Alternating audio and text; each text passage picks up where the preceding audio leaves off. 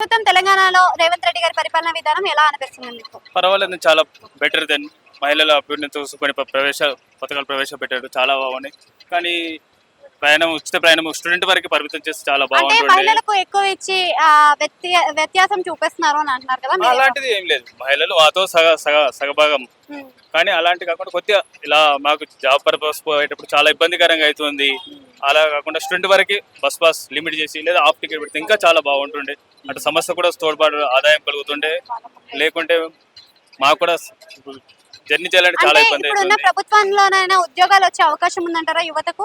వాళ్ళు వచ్చి జస్ట్ ఒక 10 months అవుతుంది కాబట్టి ముందు మనం ఏం చెప్పలేకపోతున్నాం అంటే మొన్న కాబట్టి మొన్న వచ్చిన ప్రభుత్వంలో ప్రభుత్వం పెన్షన్లు కాబట్టి. పెంచేశారు ఏపీలో. ఆ. అండ్ డెవలప్మెంట్ కోసం అని చెప్పేసి 15,000 crores కూడా తీసుకొచ్చారు కదా. ఓకే, అవును. మరి ఇన్ని గణం చేస్తున్న ప్రభుత్వం మొన్ననే వచ్చింది. 100 రోజుల పరిపాలన అంటే 3 నెలలు మాత్రమే జరిగింది. మన వాళ్ళు 10 నెలలు అవుతుంది కానీ డెవలప్మెంట్ గా ఇప్పటి వరకు ఏం చేయలేదు. మీరేమనుకుంటున్నారు?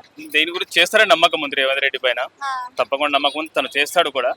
బట్ మీది ఒత్తిళ్లు, కేంద్రంలో వాళ్ళు బీజేపీ వాటా ఉంది కాబట్టి తెలంగాణ తొందరగా తీసుకొచ్చిండ్రు కాబట్టి తెలంగాణ తొందరగా సక్సెస్ఫుల్ గా జరుగుతుంది. కాబట్టి తెలంగాణలో ఇప్పుడు కాంగ్రెస్ లేదు కాబట్టి ఆ విధంగా కొద్దిగా లేట్ కావడానికి ఇది ఒక కారణం చెప్పొచ్చు. అంటే కంపేరింగ్ టు ప్రీవియస్ గవర్నమెంట్ ఇప్పుడు ఉన్న గవర్నమెంట్ లో అసలు మీకు ఏమైనా అంశాలు ఏం నచ్చాయి అసలు?